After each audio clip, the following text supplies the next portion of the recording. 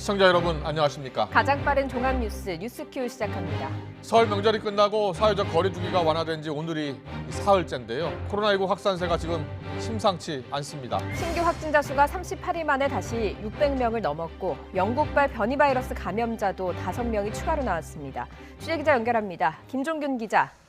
네, 사회부입니다. 네, 코로나19 재확산이 지금 우려스러운 상황이 됐습니다. 신규 확진자 수가 600명을 넘었다고요? 네, 오늘 0시 기준 신규 확진자는 621명입니다. 전날보다 164명이나 늘었습니다. 지난 1월 10일 이후 38일 만에 다시 600명대로 올라섰습니다. 감염 경로를 보면 국내 발생이 509명, 해외 유입이 31명입니다. 지역별 국내 발생은 서울이 247명, 경기가 147명, 인천 21명 등 수도권만 415명입니다. 이 중 수도권 임시선별 검사소에서 양성 판정을 받은 환자는 92명이나 됩니다. 비수도권도 175명인데 충남 74명, 부산 18명, 전남 15명, 경북 14명 등입니다. 코로나19로 숨진 사람은 1,538명으로 4명 더 늘었고 위중증 환자도 3명 추가돼 169명입니다. 정세균 국무총리는 오늘 오전에 열린 중앙재난안전대책본부 회의에서 방역 상황보다 해이해진 방역의식이 더 우려스럽다고 지적했습니다. 직접 들어보겠습니다. 새벽 5시부터 문을 연 클럽에서는 마스크 쓰기와 춤추기 금지 등 방역수칙이 제대로 지켜지지 않는 경우가 있다고 합니다. 영업시간 제한으로 밤 10시에 술집이 문을 닫으면 인근 숙박업소로 옮겨 술자리를 이어가는 사람들도 있습니다. 정부는 3월부터 적용할 새로운 사회적 거리두기 단계 조정안을 다음 주 공개할 예정입니다. 하지만 최근 확진자가 급증하자 계획의 차질이 불가피해 보입니다. 정부는 다중이용시설의 영업시간 제한이나 사회적 거리두기 단계 조정을 다시 검토할 수 있다고 밝혔습니다. 재평 과정은 일정대로 준비하되 현재 유행 추이를 지켜보며 이행 시기를 종합 검토하기로 했습니다. 네, 변이 바이러스 감염자도 5명 추가로 확인됐다고요. 네, 중앙방역대책본부는 지난 14일 이후 국내 발생 45건과 해외 유입 1건 등 46건의 검체를 분석한 결과 5건에서 변이 바이러스가 검출됐다고 밝혔습니다. 5명 모두 외국인인데 최근 집단 감염이 발생한 경남, 전남의 외국인 친척 모임 관련 확진자들입니다. 또 5명 모두 영국발 변이 바이러스에 감염된 것으로 확인됐습니다. 선제적 검사에서 나온 추가 확진자 1명도 변이 바이러스 감염 여부를 검사 중입니다. 이로써 국내에서 확인된 변이 바이러스 감염자는 모두 99명이 됐습니다.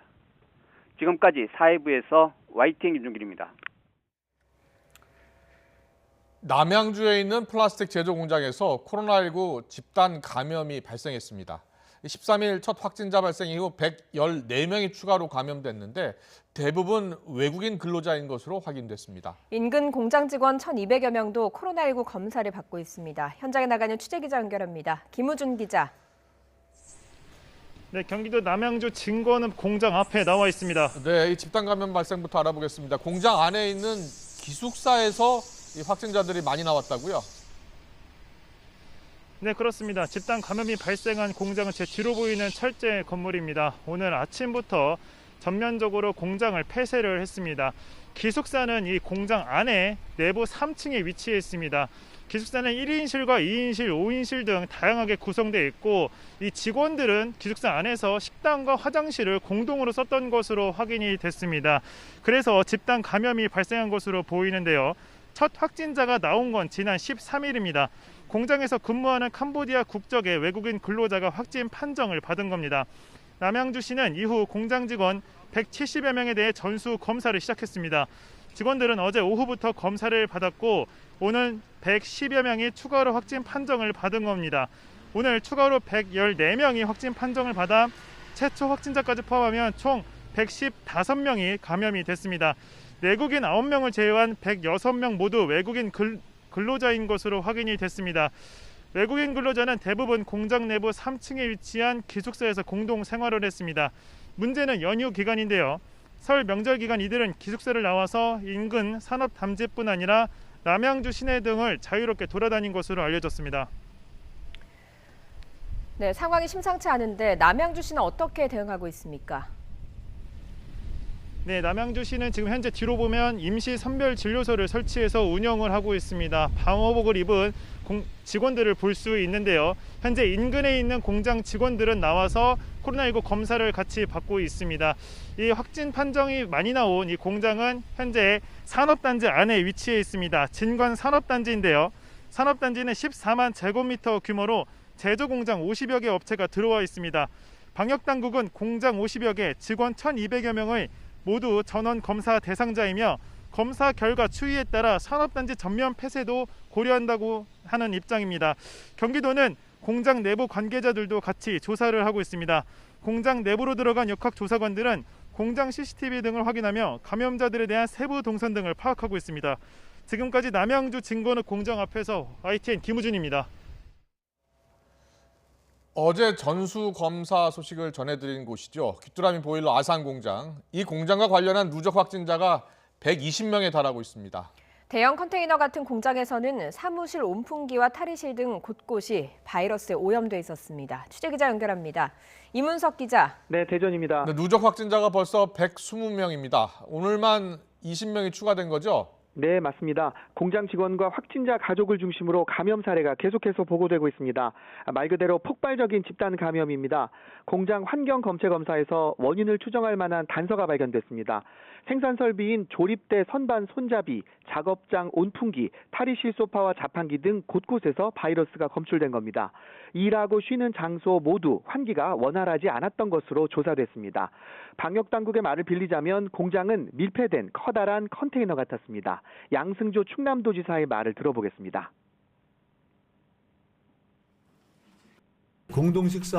식당 내에서 공동 식사한 것이 하나의 원인이 되었다고 추정하고, 두 번째는 작업장이 대형 컨테이너 방식으로 인해서 밀집과 밀초이라는 산밀이 그대로 투영되어 있는 것이 작업장이라고.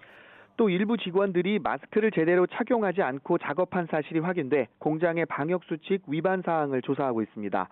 직원 600여 명 검사 결과는 다 나왔지만 확진된 직원들을 통해 연쇄 감염이 진행되고 있습니다.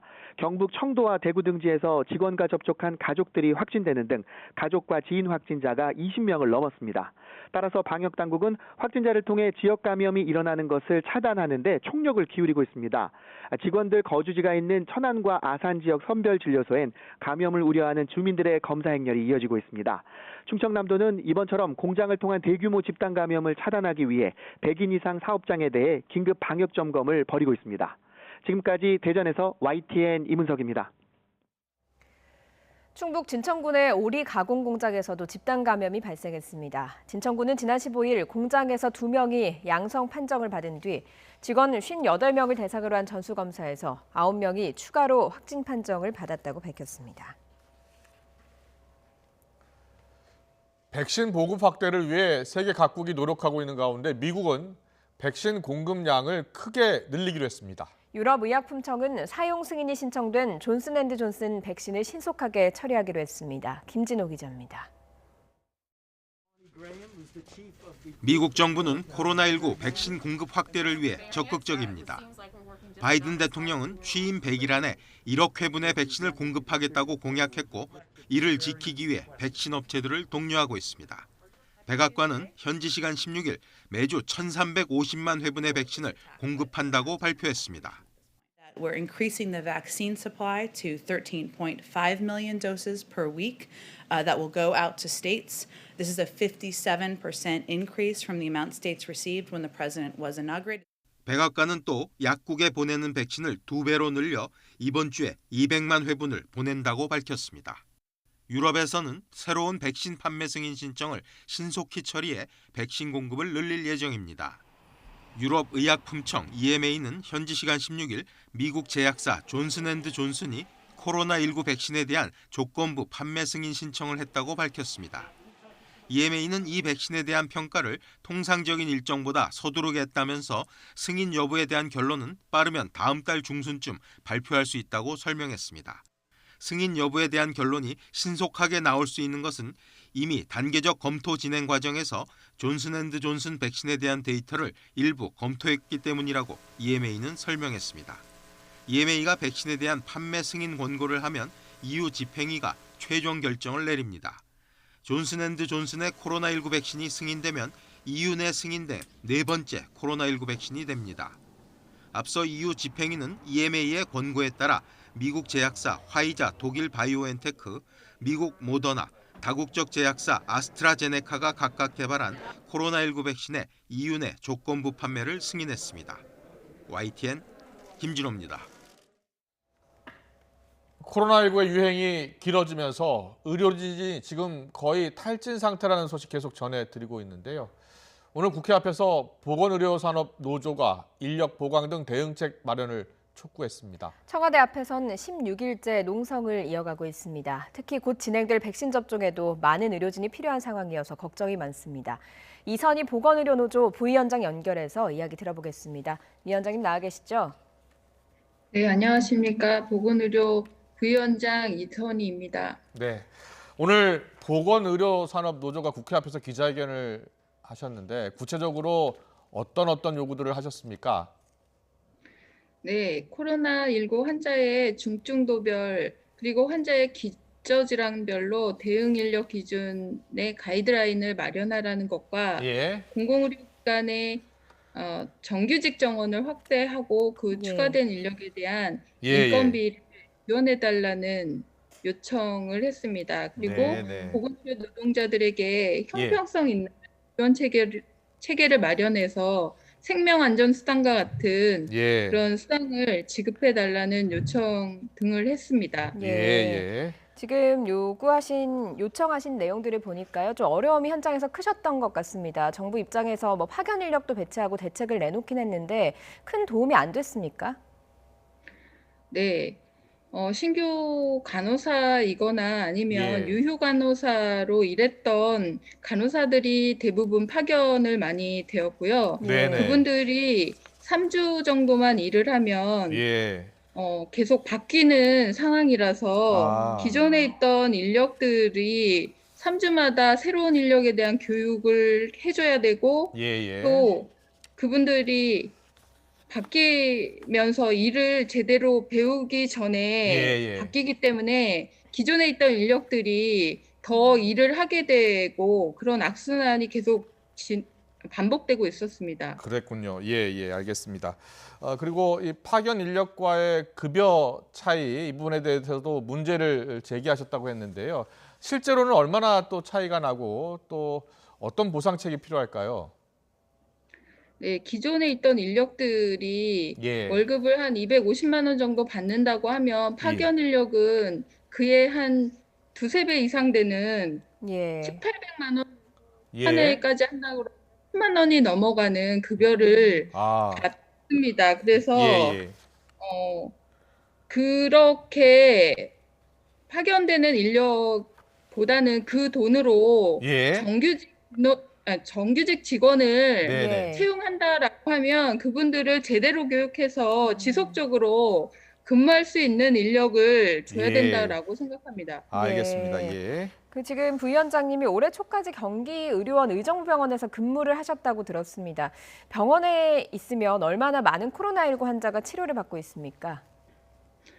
보통 저희는 45명에서 한 50명 정도를 받고 있는데요. 지금 확진자가 계속 늘고 있어서 또 더 늘어날 것으로 예상이 됩니다. 그렇다면 보통 의료진이 한 50명 정도를 치료하려면 몇 명 정도가 투입이 돼야 맞습니까? 한 그 배 이상이 투입이 되어야 하는데 의료진이 거의 없다 보니까 저희는 한 60명 정도 간호사가 투입되고 있는 실정입니다. 그렇군요. 그럼 뭐 아직도 40여 명이 부족한 상황이네요. 네.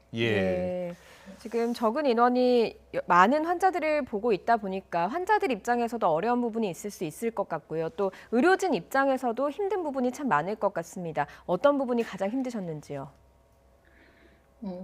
환자군이 꼭 중환자가 아니더라도 지금 요양병원에서 나이 드시고 거동이 불편하시거나 치매나 정신질환을 앓는 예. 그런 환자분들이 대부분이기 때문에 예. 의료진이 들어가서 체류하는 시간이 굉장히 길어지고요. 예. 그렇게 체류하는 시간이 길어짐에 따라서 내부 직원이 감염되는 사례도 속출하고 있습니다. 그래서 예. 그런 부분이 가장 힘든 부분입니다. 그렇겠네요. 예. 감염까지도 걱정해야 되는 그런 상황입니다. 예. 그리고 이제 곧 백신 접종이 시작될 것 같습니다. 본격적으로 접종이 시작되면 이 의료진의 피로도도 더욱 가중될 수밖에 없을 것 같은데요. 어떻게 준비는 하고 있습니까? 지금 그 접종하는 예. 일정이나 아니면 방법 등이 예. 정확하게 나온 것이 없기 때문에 예. 어떤 대책을 현장에서도 세우고 있지는 못하고 예. 그렇군요. 현재 예. 부족한 인력에서 그냥 쪼개서 예. 접종을 실시할 수밖에 없는 상황입니다. 예. 결국에는 뭐 지금 다음 주부터는 요양병원이나 요양병원 종사자들 위주로 접종이 시작이 될 텐데 그렇다면 의료진이 더 많이 필요하게 되다 보니까 지금 요구하시고 계시는 것들이 좀 보충이 돼야 되겠네요. 네. 예. 그래서 저희가 아까도 말씀드렸지만 그렇게 파견 인력으로 환자가 급증했을 때 아니면 이렇게 백신을 접종해야 될 때 그때그때 따라서 파견 인력을 줄 것이 아니라 미리 교육을 해서 일할 수 있는 인력을 정규직 인원으로 달라고 요청하고 있는 것입니다. 예, 알겠습니다. 이 보건의료산업노조의 요구사항이 뭐 이번뿐만이 아니라 작년에도 계속 요구했던 사항인데 정부가 대책을 마련하고는 있는데 이런 것들이 다 제대로 반영 안 되는 이유는 어디에 있을까요? 그 현장의 목소리를 제대로 듣지 못하고 현장을 예. 잘 파악하지 못해서 예. 그냥 주먹구구식으로 저희가 인력이 부족하다 하면 예. 파견 인력 보내주고 네. 또 뭐 위험수당이 필요하다 하면 예. 일회성으로 한 달도 안 되는 기간에 뭐 중환자 간호 수당 5만 원 뭐 이렇게 뭐 엄발에 오줌 누듯이 찔끔찔끔 뭔가 대책을 마련하다 보니까 지속적인 대책이 안 세워지고 근본적인 대책이 안 세워지고 있는 거라고 봅니다. 계속 말씀을 하고 계시는 게 어쨌든 코로나19에 대응하기 위해서는 숙련된 의료진들, 간호사들이 필요하다라는 말씀을 계속해서 강조를 해주시는 것 같습니다. 들고 계시는 피켓을 보니까요. 도망가고 싶다 뭐 이렇게 이야기가 적혀 있더라고요. 지금 상당히 애써주고 계시는 것으로 보이는데 정부 향해서 하고 싶은 말씀 있으시면 전해주시죠. 네, 의료진들은 책임감과 사명감으로 지금 1년을 버텨오고 있는데 더 이상 그런 사명감과 책임감만으로는 이 앞으로 닥칠 또 새로운 감염병이나 아니면 4차, 5차 대유행에 뭐 버텨낼 수가 없습니다. 그러니까 지금이라도 근본적인 대책을 마련해서 정규직 인력을 늘려주고 이에 맞게 간호사 처우나 아니면 병원 노동자들의 처우를 개선해서 형평성 있는 수당을 마련해주고 지속적으로 이런 감염병에 대응할 수 있도록 그런 환경을 만들어줘야 된다고 생각합니다. 네, 알겠습니다.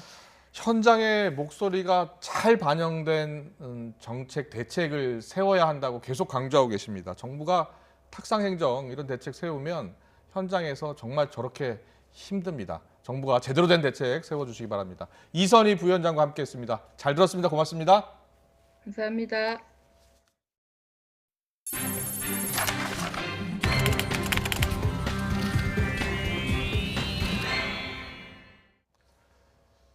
열 살 조카를 때리고 머리를 물에 담그는 등 학대를 해서 숨지게 한 이모 부부에 대해서 경찰이 아동학대 치사 혐의를 살인 혐의로 바꿔서 적용을 했습니다. 이들 부부는 오늘 낮 검찰로 송치됐는데요. 경찰과 언론이 답을 정해두고 묻고 있다며 억울하다는 뜻을 내비치기도 했습니다. 취재기자 연결합니다.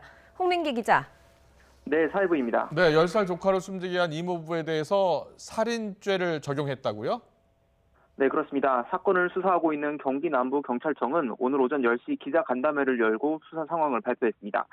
가장 주목할 부분은 아동학대 치사죄가 적용돼 있던 두 부부에 대해 살인죄 혐의를 바꿔서 적용한다고 밝힌 겁니다. 단순히 아이를 때려 숨지게 한 것이 아니라 자신의 행위로 아이가 죽을 수도 있다는 것을 알았다는 겁니다. 즉 고의성이 있었다고 본 건데요. 이모 부부는 경찰 조사에서 지난해 12월 말부터 아이가 숨진 2월 8일까지 20여 차례 학대했다고 진술했습니다. 또 아이의 머리를 물이 차 있는 욕조에 수시로 담갔다 뺀 학대 행위로 아이가 위험할 수도 있겠다고 느꼈다는 진술도 있었습니다. 학대는 지난해 12월부터 시작됐는데 이런 가혹 행위는 사망 당일뿐 아니라 그전에도 있었던 것으로 확인됐습니다. 지난달 24일에도 플라스틱 파리채로 아이를 때리고 물고문에 가까운 학대를 했다고 부부가 진술한 겁니다. 경찰은 조금 전인 낮 1시쯤 가해 부부를 경기 용인동부 경찰서에서 수원지방검찰청으로 송치했습니다. 네, 그런데 가해 이모가 입을 열었다고요? 네, 그렇습니다. 검찰로 송치되는 과정에서 가해 이모가 처음으로 언론에 입을 열었는데요. 아이를 숨지게 한 건 잘못했다고 인정하면서도 경찰과 언론이 답을 정해놓고 있다며 억울하다는 뜻을 내비쳤습니다. 직접 들어보시겠습니다.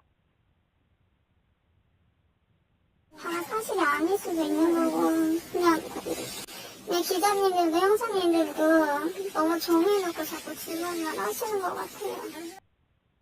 네, 가해 부부의 신상을 공개할지도 관심이 쏠렸는데요. 오늘 송치 과정에서 밝혀지지는 않았습니다. 경찰은 어제 심리학과 교수 등이 참여한 신상공개위원회를 열어 논의한 결과 위원 7명이 만장일치로 비공개를 결정했다고 밝혔습니다. 아이를 맡긴 친모와 가해 이모 부부 양쪽 모두 어린 자녀가 있어서 2차 피해가 우려된다는 점을 고려했다고 설명했습니다. 지금까지 사회부에서 전해드렸습니다. 정인이가 다녔던 어린이집의 원장이 입양 초기부터 정인이 몸에 멍과 상처가 있었다며 숨지기 전날 병원에 데려가지 못하고 침묵한 게 마음이 아프다고 증언했습니다. 서울 남부지방법원에서 오늘 열린 양모 장모 씨와 양부 안모 씨의 재판에 증인으로 출석한 어린이집 원장 A씨는 정인이가 어린이집에 다니기 시작한 지난해 3월부터 지속적으로 몸에 상처와 멍이 든 채 등원했다고 증언했습니다. 양모 장 씨에게 상처의 원인을 물으면 대부분 잘 모르겠다고 대답을 피했다면서도 지난해 5월 허벅지에서 발견된 멍에 대해선 양부 안 씨가 마사지하다가 멍이 든 것 같다고 말했다고 전하기도 했습니다. 검찰이 김학의 전 법무부 차관의 긴급 출국 금지를 직접 요청했던 이규원 검사를 피의자 신분으로 소환해서 조사했습니다. 과거 관련 수사를 외압으로 무마했다는 의혹이 불거진 이성윤 서울중앙지검장은 공식 입장문을 통해서 의혹을 전면 반박했습니다. 강희경 기자입니다. 김학의 전 법무부 차관의 불법 출국 금지 의혹을 수사하는 검찰이 연일 주요 인물들을 소환하며 수사의 속도를 높이고 있습니다. 수원지방검찰청은 출국 금지를 승인했던 법무부 차규근 본부장에 이어 출국금지 요청 당사자인 이규원 검사를 피의자 신분으로 불러 조사했습니다. 이규원 검사는 지난 2019년 출국금지 당시 대검 과거사 진상조사단에 소속돼 있던 검사로 이번 사건의 가장 핵심 인물로 꼽혀왔습니다. 김 전 차관이 심야 출국을 시도하자 무혐의 처분을 받은 과거 사건 번호로 긴급 출국금지를 요청하고 사후 승인 요청서에는 아예 가짜 내사 번호를 기재한 의혹을 받고 있습니다. 검찰은 이 검사를 상대로 출국 금지를 요청하게 된 배경과 진행 과정 등에 대해 집중적으로 추궁한 것으로 전해졌습니다. 앞서 피의자 신분으로 먼저 소환된 차규근 본부장은 자정 가까운 시각까지 강도 높은 조사를 받고 귀가했습니다. 이미 여러 차례 밝힌 대로 출국 금지를 승인한 사실 등은 인정하면서도 본부장의 권한이고 법적으로도 문제가 되지 않는다는 취지로 진술한 것으로 알려졌습니다. 이와 함께 과거 대검 반부패 강력부가 수원지검 안양지청의 불법 출국금지 의혹 수사를 중단하도록 외압을 가했다는 의혹에 대해서도 수사의 속도가 붙고 있습니다. 검찰은 관련 보고라인에 있던 핵심 참고인들을 불러 조사한 데 이어 당시 대검 반부패 강력부장이던 이성윤 현 서울중앙지검장에게 출석을 요구한 것으로 전해졌습니다. 다만 이 지검장이 응하지 않아 실제 조사가 이루어지진 않았습니다. 관련 보도가 나오자 이 지검장은 수사 중단 외압 의혹은 전혀 사실이 아니라며 통상적인 보고 절차를 거쳐 적법하고 통상적인 지휘가 이루어졌다고 정면으로 반박하는 입장문을 냈습니다. 검찰은 불법 출국 금지 의혹과 수사 외압 의혹을 투트랙으로 수사하고 있습니다. 이규원 검사에 대한 구속영장 청구 여부를 검토하는 동시에 이성윤 지검장의 소환 일정도 다시 조율해 나갈 것으로 보입니다. YTN 강희경입니다. 판사로는 헌정사상 처음으로 탄핵 소추된 임성근 부산고법 부장판사에 대한 헌법재판소의 첫 재판 준비 일정이 잡혔습니다. 헌재는 오늘 26일 오후 2시 소심판정에서 변론 준비 절차 기일을 열기로 하고 국회 소추위원 측과 임 부장 판사 측에게 일정을 통보했습니다. 변론 준비 절차 기일은 형사재판의 공판 준비 기일처럼 정식 변론 기일에 앞서서 심리 쟁점과 일정 등을 조율하는 절차로 양측 대리인이 참석할 것으로 보입니다. 조재현 법원행정처장은 임성근 부장판사가 제출한 사표를 김명수 대법원장이 반려한 것이 위법인지에 대해서 규정상 분명치 않은 부분이 있다고 밝혔습니다. 조재현 처장은 국회 법제사법위원회 전체 회의에 출석해서 이같이 밝히고 임성근 부장판사가 사표를 제출했을 당시에 제출할 자격이 됐는지에 대해서도 법원행정처 내부 검토 결과 명확하지 않다는 결론을 내렸다고 설명했습니다. 이용수 할머니가 하버드대 온라인 세미나에서 학생들에게 위안부가 매춘부라는 주장을 내놓은 램지어 교수의 말을 무시할 것을 당부했습니다. 함께 세미나에 참석한 위안부 해외 활동가들도 램지어 교수 연구의 문제점을 지적하면서 학계 등의 일본 측 로비가 상당하다고 주장했습니다. 취재기자 연결합니다. 정현우 기자. 네, 정현우입니다. 네, 오늘 이용수 할머니가 하버드 온라인 세미나에서 했던 발언들 정리해 주시죠. 네, 이용수 할머니는 오늘 하버드 아시아 태평양 법대학생회가 연 온라인 세미나에 참석했습니다. 위안부를 부정하는 일본 측 주장에 대한 반박이라는 주제로 열렸는데요. 이용수 할머니는 위안부가 매춘부라고 주장하는 논문을 작성한 램지어 교수를 무시해달라고 학생들에게 거듭 요청했습니다. 계약관계에 따라 위안부를 모집했다는 램지어 교수의 주장과 관련해선 일본이 조선에서 여자아이를 억지로 데려갔다며 우회적으로 비판하기도 했습니다. 그러면서 이 할머니는 오히려 램지어 교수의 허무맹랑한 주장이 도움이 됐다고 말하기도 했는데요. 이번 논란 덕에 학생들을 비롯한 여러 시민에게 위안부 문제에 대한 관심을 불러일으켰다는 겁니다. 또 이 할머니는 어제 서울 프레스센터에서 열린 기자회견에서 밝힌 것처럼 본인의 마지막 소원이라며 국제사법재판소 ICJ 제소의 필요성을 거듭 강조했습니다. 지난달 8일 일본 정부가 위안부 피해자들에게 1억 원씩 지급하라는 국내 판결이 나왔는데도 책임을 인정하지 않는다면서 ICJ에서 위안부 문제를 완벽하게 따져봐야 문제를 해결할 수 있다는 겁니다. 여성가족부는 이러한 이 할머니의 주장에 대해 의견을 적극적으로 청취하고 위안부 피해자에 대한 체계적인 조사 연구와 기념사업도 추진하겠다고 설명한 바 있습니다. 네, 이번 온라인 세미나에 해외 활동가들도 여러 참석했는데요. 어떤 얘기들이 오갔습니까? 네, 일단 오늘 세미나에는 지난 2007년 미 하원에서 일본군 위안부 결의안 통과를 주도했던 마이크 혼다 전 연방 하원 의원이 참석했습니다. 캘리포니아주 법원에서 30년 안팎으로 일하다가 위안부 기린비를 세우는 일에 동참하기 위해 사직했었던 두 전직 판사 줄리 탕과 릴리안 싱도 연사로 나섰습니다. 이들은 입을 모아 위안부 문제가 한일 양국 간의 문제가 아니라 누구나 관심을 가져야 하는 사안이라고 주장했습니다. 일본군 위안부 피해자들은 한국뿐 아니라 네덜란드, 인도네시아, 필리핀, 중국 등 여러 나라에 있는 데다가 성적 착취로 보편적인 인권과 여성의 권리를 침해한 전쟁 범죄라는 겁니다. 램지어 교수의 주장에 대한 반박도 계속 이어졌습니다. 이들은 일본이 과거에 여성을 강제로 데려가고 이송했다는 걸 증명하는 문서와 사진 자료들이 충분한데도 램지어 교수가 이를 무시한다고 주장했습니다. 참석자들은 램지어 교수가 미쓰비시에서 금전적 지원을 받는다는 점을 언급하면서 일본 정부의 로비가 심각하다고 성토했는데요. 이들 역시 위안부 활동을 하면서 수백만 달러를 동원하는 일본 정부와 비정부 단체들의 영향력을 느껴왔다고 주장했습니다. 지금까지 사회부에서 전해드렸습니다. 사이버 외교사절단 반크는 하버드대 총장이 램지어 교수의 위안부 관련 논문에 대해서 학문의 자유에 포함된다는 입장을 밝혔다고 전했습니다. 박하우 총장은 논쟁적인 견해를 표현하는 것도 학문의 자유에 포함되고 그것이 다수에게 불쾌감을 줄 때도 마찬가지라며 램지어 교수의 주장은 개인의 의견이라고 설명했습니다. 박기태 반크 단장은 노예제도를 옹호하는 연구나 나치를 두둔하는 논문에 대해서도 똑같은 답변을 할 수 있겠냐면서 다시 항의 메일을 보냈다고 밝혔습니다. 어제 강원도 동해 민통선 부근에서 북한 남성이 붙잡혔다는 소식 전해드렸는데요. 조사 결과 이 남성은 바다를 헤엄쳐서 넘어왔고 상륙 이후 군 감시 장비에 여러 차례 포착됐지만 조치가 제대로 이루어지지 않은 것으로 나타났습니다. 국방부 취재기자 연결합니다. 김문경 기자. 네, 국방부입니다. 네, 군 감시 장비에도 이 북한 남성이 여러 번 찍혔는데도 이를 포착하지 못했던 겁니까? 네, 그렇습니다. 합동참모본부가 밝힌 내용인데요. 어제 오전 7시 20분쯤에 붙잡힌 북한 남성이 월남하는 과정에서 군의 경계작전 엉망이었던 것으로 드러났습니다.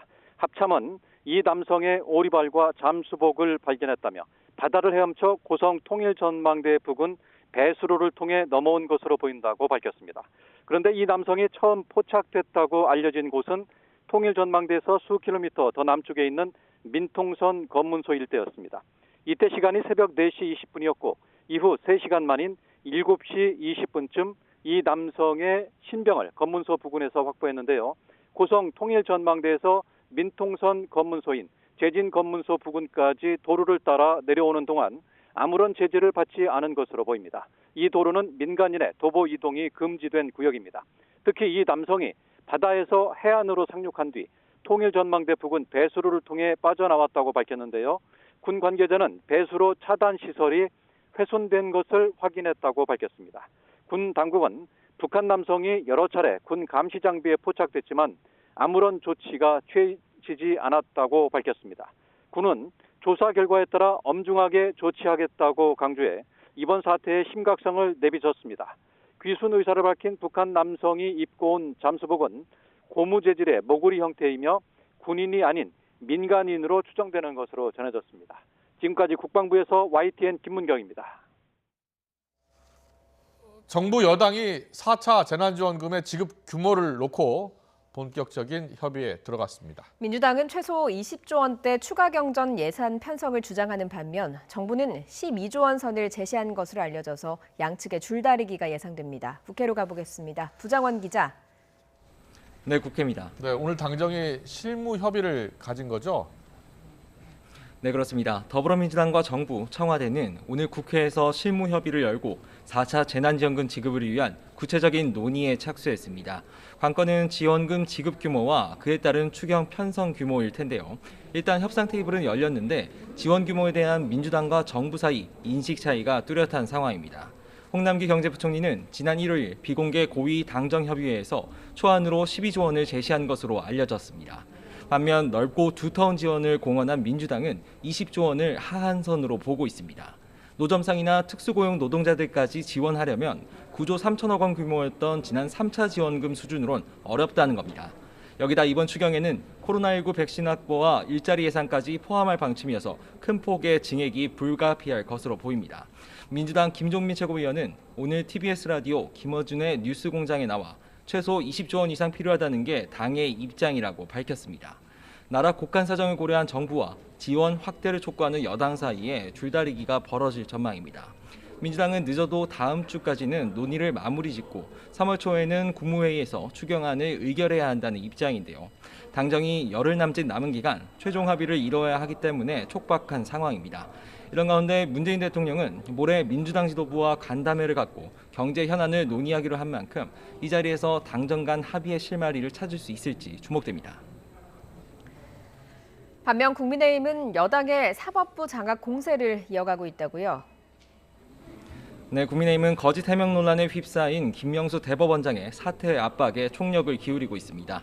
이틀 전, 그러니까 지난 월요일엔 김 대법원장을 검찰에 고발하기도 했는데요. 오늘 국회 법제사법위원회에서 열리는 대법원 업무보고에 출석할 것도 요구했습니다. 하지만 관례대로 김명수 대법원장 출석하지 않았습니다. 위원회 차원에서 대법원장 출석 요구 안건을 표결에 붙이기까지 했는데 민주당의 반대로 부결됐습니다. 이 과정에서 의사 진행을 놓고 윤호중 법사위원장과 야당 위원들 사이에 고성이 오가는 신경전까지 벌어졌는데요. 직접 보시겠습니다. 발언 기회를 왜 막냐고요? 무슨 근거에서 막냐고요? 그 근거가 뭐예요? 발언 기회, 토론 없이 표결하도록 되어 있지 않습니까? 의사진행 발언 기회 드렸지 않습니까? 국민의힘 위원들은 윤호중 위원장이 발언 기회를 막는 등 독단적으로 진행한다고 거세게 항의하며 곧바로 퇴장했고 오후 회의까지 보이콧한 뒤 서초동 대법원으로 가 김 대법원장에게 직접 사퇴를 촉구했습니다. 민주당은 대법원장의 국회 출석 요구는 사법부 독립을 침해할 수 있다고 반대하면서도 공식적인 대응은 자제하고 있습니다. 다만 당내에서도 대법원장의 사퇴를 촉구하는 목소리가 처음으로 나왔는데요. 민주당 홍보소통위원장을 맡고 있는 박수현 전 청와대 대변인의 발언이었습니다. 박 전 대변인은 어제 채널A 김진의 돌직구쇼에서 김 대법원장의 사퇴를 주장했습니다. 다만 사퇴 요구 이유로는 대법원장이 거짓말을 해서가 아니라 국회의 탄핵소추 행위를 자신의 거짓말이라는 프레임으로 덮어 본질을 흐린 책임 때문이라고 덧붙였습니다. 지금까지 국회에서 YTN 부정원입니다. 그 밖에 간추린 정치권 소식 알아보겠습니다. 첫 번째 소식은 대통령의 조문입니다. 문재인 대통령 지금 보시는 것처럼 오늘 아침 고 백기환 통일문제연구소장의 빈소를 조문했습니다. 고인의 영정 앞에 국화 한 송이와 술 한 잔을 올린 뒤 절을 하고 유족들을 위로했는데요. 직접 들어보시죠. 아버님하고는 저한테 그건 기도했고 나도 술 한잔 하고 집회 현장에 같이 책상에 모든 일에 서셨는데 그대로 바뀌고 그렇게 잘 끝난다. 유족들은 특히 세월호 구조 실패 논란을 빚고 있는 해경 지도부가 1심에서 무죄를 받은 것을 두고 백기환 소장이 안타까워했다고도 전했습니다. 문 대통령은 이렇게 답했습니다. 특별히 인정하고 하시는 조치들을 다 하고 있는데 또 유족들이 원하는 방향대로 재정국민의 속심에도 잘안 되는 것 같습니다. 네, 다음 소식은 나야말로 낙하산 아닌가로 잡았습니다. 한정혜 환경부 장관이 국회에서 자신을 낙하산 인사로 표현했는데 야권에서는 쓴소리들이 터져나왔습니다. 오늘 국회 회의장으로 잠시 가보겠습니다. 청와대의 부당한 낙하산 인사를 견제하는 것이야말로 상식에 부합하는 일이며 책임 있는 장관의 자세라고 저는 봅니다. 그렇게 하실 거죠? 예, 그렇게 하고 있고 그렇게 하려고 합니다. 그 낙하산을 얘기를 하면 저야말로 낙하산 아니겠습니까? 그건 아니죠. 예. 그건 뭐 아무튼 뭐 자, 제가 할 말이 없습니다. 예? 장관님 좀 실수하신 것 같아요. 예. 장관이 자기가 본인이 낙하산이라고 하면 임명 누가 했습니까? 낙하산 내려보내신 분 누구예요? 답변을 그렇게 하시면 어떡합니까? 그 위원장님도 한번 경고를 한번 강력하게 주십시오. 지적을 하셨기 때문에 그거를 그냥 저는 대체하는 거로 그렇게 하겠습니다. 아우 또 갑자기 위원장까지. 예, 진행하게. 박덕흠 네, 마지막 소식은 민주당에서 불거지고 있는 대선 경선 연기론인데요. 민주당은 당헌상 내년 3월 대선 6개월 전까지, 그러니까 9월까지 대선 후보를 뽑아야 합니다. 11월까지로 연기하는 안이 나오고 있는 건데요. 이 안을 놓고 이재명 경기지사 지지를 선언한 민형배 의원과 친문 핵심으로 꼽히는 전재수 의원이 실명을 걸고 충돌했습니다. 먼저 민형배 의원이 자신의 SNS에 민주당은 코로나 와중에도 잡음 없이 총선을 치렀다면서 불공정으로 오해받고 갈등을 유발하는 그런 짓은 못한다고 강조했습니다. 그러자 전재수 의원이 어제 방송에 출연해서 지금은 시민들과 접촉면이 없어서 할 수 있는 게 하나도 없다면서 더 좋은 대선 후보를 만들기 위한 시간표 조정은 충분히 논의할 수 있을 것이라면서 반대 입장을 밝힌 겁니다. 대선 후보 여론조사에서 1위를 달리고 있는 이재명 지사 입장에서는 경선을 연기해야 좋을 게 없을 것이고 또 이낙연 대표나 정세균 총리, 임종석 전 비서실장 등 거론이 되고 있는 다른 후보들은 조금이라도 시간을 버는 쪽으로 가야 유리할 것이라는 계산도 깔린 것으로 보이는데요. 이낙연 대표가 다음 달 대표직에서 물러나게 되면 여권 내 대선 후보들 사이 경쟁도 더 치열해질 것으로 보입니다. 지금까지 간추린 정치권 뉴스였습니다.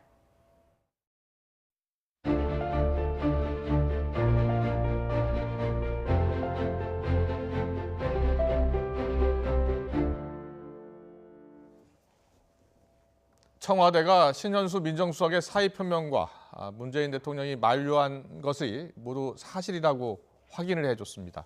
그러면서 사실상 지난 검찰 인사 과정에서 법무부와 민정수석 간의 이견도 있었다라는 사실도 공개를 했는데요. 이를 두고서 정치권 등에서 설왕설래가 이어지고 있습니다. 최창열 교수와 함께 정치권 주요 이슈 짚어보겠습니다. 어서 오십시오. 네, 안녕하세요. 안녕하십니까. 작년 내내 추미애 장관과 윤석열 총장의 갈등이 계속됐었는데요. 이번에 청와대 신현수 민정수석의 사의 표명과 관련해서는 박범계 법무부 장관과의 새로운 갈등설이 지금 불거진 겁니다. 어떻게 보시고 있어요? 신현수 민정수석은 이제 문재인 정부 들어서 처음으로 이제 검찰 출신을 이제 기용한 거거든요. 그러니까 지금 이제 문재인 대통령이 검찰 출신을 기용한 의도는 말씀처럼 이제 지난해 워낙 추윤 갈등이 드셌잖아요. 그러니까 대통령께서도 일단 이 갈등을 좀 완화하고 특히 이제 검찰 출신을 기용함으로써 검찰과 소통하자 뭐 이런 의도가 있었다고 봅니다. 기본적으로. 근데 이번에 지금 최근에 검찰 간부 인사가 있었잖아요. 거기 이제 윤석열 총장의 의도가 반영되지 않았어요. 이성윤 중앙지검장 유임 여부하고 심재철 검찰국장을 어떻게 할 것인가, 그 자리를 어떻게 이동할 것인가 이런 게 이제 초점이었는데 윤 총장의 뜻은 반영이 안 됐단 말이죠. 한동훈 검사장도 일선에 복귀하지 않았고 못했고 이런 과정 속에서 이제 신현수 민정수석이 당연히 이 이제 검찰 인사이기 때문에 어떤 형태로든 간에 조율이 이루어지고 그런 다음에 이제 대통령께 보고가 이루어지고 이런 이제 절차를 이제 관행적으로 해왔는데 이번에 신수석 이제 청와대도 발표했습니다만 그 박범계 장관과 이제 신현수 민정수석 간의 이 인사에 관한 조율이 안 된 거죠. 말하자면 이른바 패싱을 한 거죠. 말하자면 박범계 장관이 직보를 했다고 봐야 되겠죠. 그 과정 속에서 이제 신현수 민정수석은 자신이 뭔가 검찰과 소통하고 중재도 하고 갈등을 좀 완화하려는 이러한 생각이었는데 그 이제 구도 자체가 허물어진 거죠. 그렇군요. 그 신수석 같은 경우는 이제 뭐 보도에도 나왔습니다만 창피해서 더 이상 못하겠다. 자신의 역할이 없다고 보는 거죠. 그러니까 이 다시 말하면 이제 전반적인 큰 그림은 지난해에 그 이제 추미애 라인이 유임된 거잖아요. 검찰 인사에서 이성윤 지검장은 그대로 유임됐고 심재철 국장은 남부지검장으로 사실상 영전됐고 말이죠. 이런 과정 속에서 이제 그 법무부와 검찰의 갈등 구도의 속에서 그 연장에서 이것을 파악해야 된다고 생각합니다. 신현수 수석은 그 법무부와 검찰의 갈등을 좀 완화하는 그런 중간 역할을 하고 싶었는데 본인이 그 역할을 지금 하지 못하고 있다. 그래서 지금 사의를 표명한 것이다라고 보는 것이죠. 그렇게 보는 거고 보도도 그렇게 되고 있고요. 청와대도 그 부분을 이제 일단 이 인사에 있어서 이런 문제를 사실상은 뭐 시인한 거나 마찬가지겠죠. 그러니까 이제 청와대가 또 굳이 왜 이걸 발표했느냐 그걸 본다면은 뭐 하나의 추측입니다만 신현수 수석이 만약에 이제 사의가 받아들여져서 사표가 수리된다면 청와대로서 대단히 곤란하거든요. 지금 검찰 개혁은 지금 완수되지 않았다고 보는 거죠. 여권 입장에서 볼 때. 그다음에 중대범죄수사청도 지금 만드는 과정이 만든 생활을 가지고 있고 여러 가지 이런 상황에서 민정수석을 다시 교체하기도 쉽지 않을 겁니다 아마. 문 대통령이 이 검찰 고위급 인사 관련해서 재가를 한 거잖아요. 그럼요. 한 거죠. 재가를 했다는 것은 박범계 장관의 인사안을 승인했다라고 볼 수 있는 거죠. 건데요. 그러니까 문재인 대통령이 아마 이 전반적인 이제 글쎄 모르겠습니다만 신현수 민정수석과 조율이 됐다라고 그렇게 알았을 수 있고 법무부 장관과 신수석 간에 이제 인사에 관련된 게 조율이 됐다라고 알았다면 뭐 큰 문제가 안 되겠습니다만 만약에 그렇지 않은 걸 알면서도 조율이 안 된 걸 알면서도 만약 재가를 했다면은 그럼 명백하게 이제 신현수 수석으로서는 대단히 힘든 상황이 되는 거죠. 지금 언론 보도에 따르면은 지난 7일 그러니까 일요일이었어요. 일요일 발표했죠. 검찰 인사가 있었고 이성윤 서울중앙지검장이 유임이 됐어요. 그리고 바로 그 다음 8일, 9일 그 사이에 지금 사의를 표명한 것으로 이렇게 알려지고 있거든요. 그 이후로 지금 또 일주일이 지난 건데요. 그 사이에 그 갈등이 지금 봉합이 안 된 거예요? 봉합이 안 됐다고 봐야죠. 왜냐하면 설 이전에 지금 말씀처럼 8일, 9일 때 사의를 표명했는데 설 이후에 또 사의를 표명했다는 얘기거든요. 여러 차례 사의를 표명했고 계속해서 문재인 대통령이 지금 반려하고 있는 이런 상황이라서 이 구도가 제가 아까 말씀드린 것처럼 이제 법무부와 검찰의 갈등 구도, 지난해 있던 그 갈등 구도가 기본적으로 존재하고 있다면은 계속 유지되고 있다는 겁니까? 봐야 되겠죠. 지금 뭐 그 큰 어떤 그 얼개라고 할까 구조는 바뀌지 않았다고 볼 수 있거든요. 박범계 장관이 취임하고 나서 이제 검찰총장 윤석열 총장과 소통하고 의견을 듣겠다고 이야기를 한 상황이었고요. 그리고 또 신현수 수석도 지금 법무부와 검찰의 갈등을 좀 어떻게 좀 완화시키려고 하고 있는데 박범계 장관은 왜 왜 바로 충분한 상의를 하지 않고 재가를 요청했을까요? 글쎄요, 뭐 언론 보도, 언론 이제 분석에는 이런 게 있더라고요. 예. 이제 그 백운규 전 장관에 대한 구속영장이 물론 이제 기각이 됐습니다만 구속영장을 검찰이 청구했거든요. 네. 그런 과정 속에서 검찰에 대해서 어떤 고삐를 놓치면은 더 이 수사가 지금 청와대와 관련된 수사가 몇 개 있잖아요 지금. 울산시장 선거개입 의혹 사건도 있고 뭐 라임 사건 같은 것도 있단 말이죠. 뭐 그거를 꼭 청와대와 관련된 수사라고 단정하기 어렵다 하더라도 정권의 입장에서 볼 때는 썩 좋지 않은 그러한 악재 같은 수사들이란 말이죠. 그런 과정 속에서 박범계 장관이 다시 이제 그 추미애 라인을 다시 등용한 것이 아니냐 이런 추측이 가능하다고 봐야 되겠죠. 그렇죠. 예. 근데 문 대통령이 지금 신수석의 사표를 몇 차례 계속 반려하고 있다고 하는데요. 계속해서 이 사의를 접지 않는다면 문 대통령이 어떤 결정을 내릴 수밖에 없는 상황인가요? 글쎄요, 만약에 이제 특히 이제 문재인 대통령이 지금 이제 신수석을 꽤 아낀다는 거 아닙니까? 그렇죠. 그런데 어떤 검찰 출신을 이제 기용을 했는데 끝까지 사의를 굽히지 않는다면 방법이 없겠죠. 근데 만약 그렇게 사의가 받아들여진다면 아까 제가 말씀드린 것처럼 청와대로서는 대단히 좀 곤혹스러울 수가 있죠. 민정수석을 바꾼다는 게 만만한 문제가 아니거든요. 그렇죠. 다시 바꾸면 다시 그럼 법무부와 검찰 간의 갈등은 어떻게 되는 것이며 향후 검찰 개혁은 어떻게 또 타격을 받는 게 아닌가 뭐 이런 여러 가지 문제가 있기 때문에 이 신현 수석 같은 경우에는 노무현 정부의 사정비서관도 지냈고 그렇죠. 그리고 대선 캠프에서 법률지원단장도 지냈고 그렇습니다. 상당히 문 대통령과 사이가 좋은 것으로 지금 전해지고 있잖아요. 문재인 대통령도 1월 18일인가요? 기자회견에서 문재인 정부의 검찰총장이다. 윤석열 검찰총장 이렇게 이제 명시적으로 선언을 했단 말이죠. 그리고 어쨌든 이제 신수석을 민정수석에 기용한 것도 아까 말씀하신 그런 맥락에서 법무부와 검찰 갈등을 좀 줄이고 검찰과 소통하고 이런 의도였단 말이에요. 또 개인적으로 또 신수석과 윤총장이 대단히 가깝다고 얘기해요. 또 가까운 사이고. 근데 그런 여러 가지가 고려돼서 이제 기용이 됐는데 박범계 장관은 어떻게 이러한 요인들보다는 전반적인 그림 속에서 이른바 친문이라는 이제 무시할 수 없는 개파 세력이 있단 말이죠. 그 구도 속에서 더 그 지금 추미애 라인을 기용하는 것이 그것이 더 유리하다고 봤던 것 같아요. 그런데요, 이렇게 자꾸 법무부와 검찰 간의 갈등에 이어서 또 법무장관과 또 민정수석 간의 갈등 이런 것들이 불거지고 언론에 보도되고 하면 여론에 악영향을 미칠 수밖에 없잖아요. 그 수밖에 없죠. 지난해 문재인 대통령의 국정수행 평가가 좀 지지율이 떨어졌을 때 여러 가지 이유가 있겠습니다만 추윤 갈등이 대표적으로 뽑혔던 거였거든요. 그러니까 그 부분은 여권에게 대단히 악재였어요. 그 추윤 갈등이 가라앉고 지금 말씀 나눈 여러 가지 이유로 해서 이제 뭔가 이제 정상 궤도로 가려하는데 다시 법무부 장관과 민정수석과의 갈등은 더 심각할 수도 있어요. 왜냐하면 민정수석은 대통령의 수석이란 대통령의 비서란 말이죠.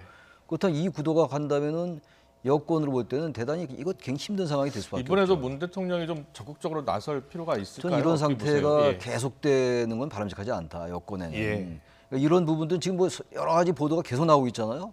추측성 보도도 많고 또 팩트인 것도 있고 이럴 겁니다. 아마. 그러니까 이런 것들은 분명히 대통령 입장을 밝혀주는 게 좋아요. 그래서 빨리 사표를 수리하면 빨리 수리하고 이게 가라앉으면 빨리 가라앉히고 이렇게 돼야 되지 계속 이런 식으로 보도가 된다는 건 여권의 국정 운영에 타격이 될 수 있다고 생각합니다. 알겠습니다. 서울시장 예비 후보들 이야기 좀 해보겠습니다. 지금 이제 TV 토론이 본격적으로 시작이 됐어요. 오늘도 지금 여야 후보들이 TV 토론을 하고 있고요. 자, 지금 후보들의 TV 토론은 좀 어떻게 보셨어요? 글쎄 이제 어제 국민의힘 토론이 있었잖아요. 이제 오신환 후보하고 나경원 후보가 이제 한 조로 이제 토론을 했고 또 조은희 구청장이죠. 조은희 후보하고 이제 오세훈 후보가 했단 말이죠. 근데 지금 전체적인 평가는 토론자들 평가가 그 경선 성적에 반영되는 것은 아닌데 오세훈 후보하고 나경원 후보가 좋은 점수를 얻었다고 그럽니다. 어제 보니까 나경원 후보하고 오신환 후보는 서로 이제 특히 이제 나경원 후보는 이제 오신환 후보 보고 패스트트랙에 대해서 문제를 제기하고 근데 오신환 후보는 나경원 후보가 그 당시 이제 패스트트랙 과정에서 원내대표를 했단 말이에요. 그러니까 너무 이제 과도하게 강경 보수에 치우쳐 있다. 그래서 중도를 어떻게 끌어줄 수 있느냐라고 공격을 하더라고요. 그런 점이고 특히 이제 그러네 오세훈 후보와 조은희 후보는 오세훈 시장이 서울시장 할 때 정무부시장을 했거든요. 관계가 뭐 나쁘지 않겠죠. 그런 것 같더라고요. 그러니까 이게 무슨 대립 구도가 아니라 서로 이렇게 덕담하는 이런 구도가 많이 있었다고 생각이 듭니다. 그리고요, 민주당의 박영선 우상호 예비 후보 지금 2차 토론을 하고 있는데요. 박영선 후보가 일단 각종 여론조사에서는 이렇게 앞서는 것으로 나타났는데 우상호 예비 후보가 노무현 전 대통령의 사위요. 곽상원 변호사의 지지를 얻어냈어요. 자, 뭐 후보 경선에는 당심도 중요하잖아요. 어떤 영향을 미칠까요? 그래서 당심 50% 이제 민심 50%인데 네. 일반적으로 얘기들 하기는 지금 우상호 후보가 뭐 친문의 지지를 받는다라고 얘기하는데 예.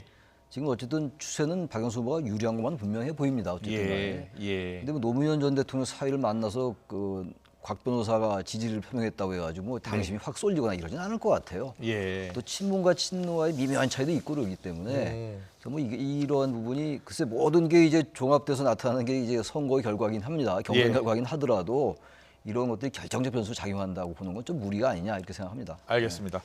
그리고 지금 선거를 앞두고 MB 정부 시절 사찰 의혹이 지금 뇌관으로 부상하고 있습니다. 네. 뭐 일각에서는 박형준 예비 후보를 정조준한 것 아니냐 이런 이야기도 나오고 있는데, 자, 이 MB 정부 시절 사찰 의혹 관련해서 이번 선거에 어떤 영향을 미칠 것 같습니다. 근데 만약에 이 부분이 이제 쟁점화가 계속 된다면 예. 틀림없이 박형준 후보에게 불리할 것 같아요. 왜냐하면 네. 박형준 후보는 어쨌든 그 당시 정무수석을 했었으니까 이명박 정부와 관련이 있는 인사잖아요.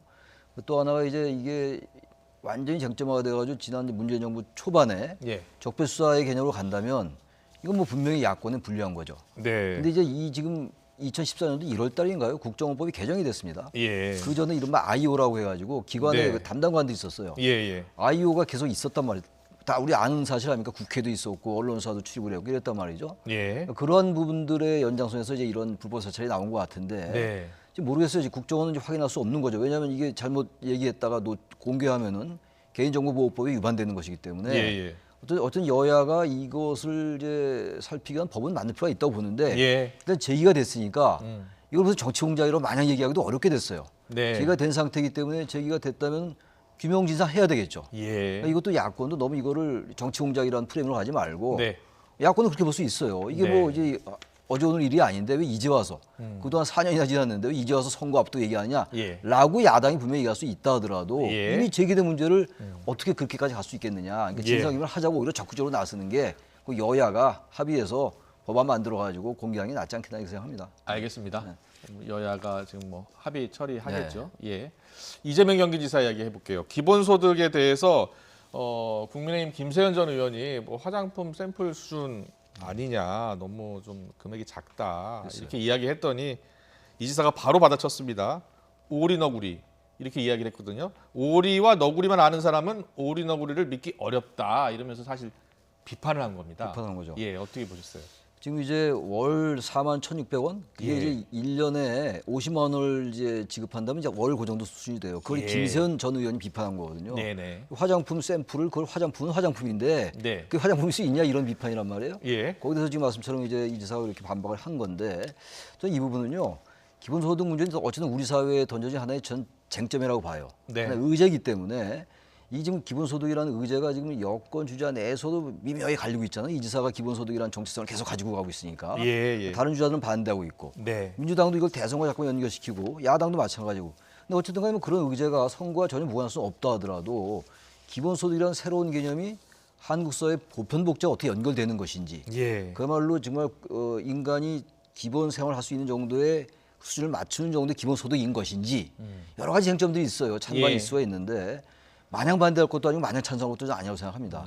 이건 충분히 사회적 의제로서 채택이 돼가지고 대한민국의 어떤 장래에 관련된 하나의 그 중요한 이슈들이에요. 이거는 보편복지, 선별복지와 어떻게 관련될 것이며 이런 것들다.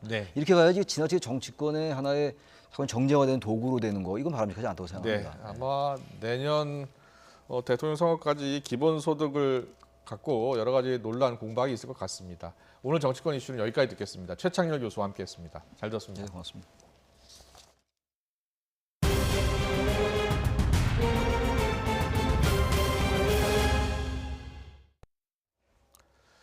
사회적 거리 두기가 완화되고 또 확진자가 급증하면서 지금 4차 대유행이 우려되고 있습니다. 서울에서도 곳곳에서 집단 감염이 이어지면서 하루 확진자 수가 41일 만에 최대치를 기록했습니다. 이상순 기자의 보도입니다. 16일 하루 동안 서울에서만 258명이 코로나19에 감염됐습니다. 전날에 비해 97명이나 많습니다. 하루 확진자 수 200명대는 지난달 6일 297명 이후 41일 만입니다. 정부의 거리두기 완화가 너무 성급했다는 지적이 나오고 있습니다. 하루 발생량만으로 판단하기는 어려움이 있습니다. 이번 주에 확진자 발생 상황을 지켜보면서 사회적 거리두기 그리고 4차 유행 가능성에 대한 추이를 판단하도록 하겠습니다. 감염 경로를 알 수 없는 확진자가 늘고 있는 것도 걱정입니다. 지난 13일 17명에서 14일 44명, 15일 38명, 16일에는 78명으로 급증했습니다.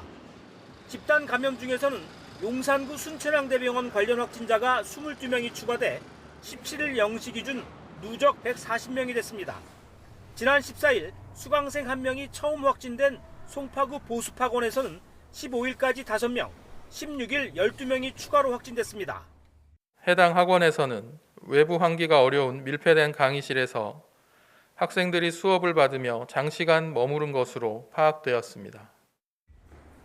확진자 중 일부 수강생은 강남구의 다른 학원 2곳에 다녔지만 아직 추가 확진자는 없었습니다. 반려동물 감염 사례도 추가됐습니다. 지난 14일 고양이에 이어 이번엔 반려견이 양성 판정을 받았습니다. 지금까지 코로나19 검사를 받은 반려동물은 개 7마리와 고양이 1마리입니다. YTN 이상수입니다.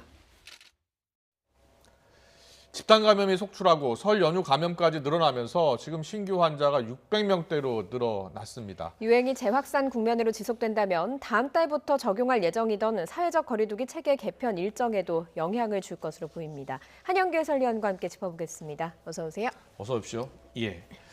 어제 400명대에서 걱정했는데 600명대 신규 확진자가 나왔습니다. 방역 당국이 지금 상황을 어떻게 보고 있는 거예요? 방역 당국도 지금 이제 오늘 하루 600명대가 나왔으니까 예. 아직 추이는 좀 더 지켜봐야 된다. 이제 그렇기는 한데 예. 어제가 이제 457명에서 오늘 621명, 500명대를 건너뛰고 급증한 수치고요. 네. 최근 근 한 달 동안 300명 내지 400명대 환자가 쭉 이렇게 정체되는 모습을 보이다가 네.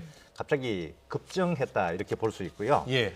이제 600명대 수치라는 거는 이제 1월 10일 이후에 한 달 일주일 만에 나온 그 최고치고요. 예. 지금 이제 수도권에서 환자가 한 70% 나오고 있는데 서울에서 환자가 247명이나 나왔고 비수도권 같은 경우도 충남에서 환자가 많이 나왔고 그래서 175명 이렇게 환자가 많이 발생했습니다. 이 환자가 갑자기 급증하다 보니까 최근 일주일 그 하루 평균 국내 발생 환자 수도 400명대를 넘어서 다시 사회적 거리두기 2.5 단계 그 범위에 들어가 있다고 이렇게 볼 수 있습니다. 예. 말씀하신 대로 서울에서 환자가 많이 나왔고 수도권에서 환자가 많이 발생을 했는데 보니까 집단 감염이 곳곳에서 일어났더라고요. 네, 지금 서울도 집단 감염이 여러 군데서 지금 발생했는데요.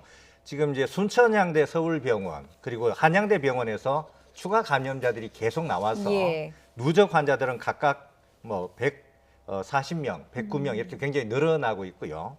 그리고 그 밖에도 송파구 보습학원에서 집단 감염이 발생했고 강북구 사우나, 구로구 체육시설, 용산구 지인모임, 광진구 음식점 뭐 이런 곳에서도 계속 추가 확진자들이 나오고 있는 상황인데 그거 외에도 지금 개인 간 접촉을 통한 소규모 감염도 꾸준히 계속 지속적으로 발생하고 있어서 이런 것들이 다 합쳐져 가지고 하루 동안에 서울에서만 환자가 약 250명 가까이 나왔습니다.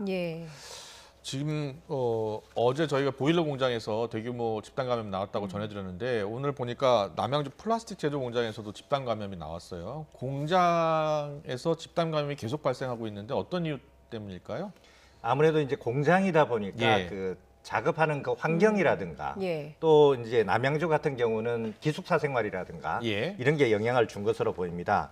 이제 그 남양주 진관 산단에 있는 공장에서 지금 100명이 넘는 그 확진자가 나왔는데 대부분 외국인 근로자들입니다. 그리고 기숙사에서 공동 생활을 했기 때문에 같이 일하고 또 같이 식사하고 식사 후에 또 같이 숙소에서도 같이 지내고 이러다 보니까 그 감염이 이렇게 확산된 것 같고요. 지표 환자가 이제 증상이 11일 날 있었다 그러고 그리고 이틀 뒤인 13일에 확진이 됐는데 그 공장에 통보가 간 것은 16일 그러니까 어제 통보가 가서 전 직원을 이제 검사를 했고 그러다 보니까 100명이 넘는 확진자가 무더기로 쏟아져 나왔고요. 지금 이제 진관산단 부근에도 여러 개 이제 그 공장이 있어서 한 50여 개가 있다 그러는데 거기에 그 공장 근로자들도 같이 전수 검사를 할 예정입니다. 그런데 외국인 근로자들은 또 외국인끼리 서로 자주 만나고 이러기 때문에 추가적인 감염 위험이 여전히 있고요.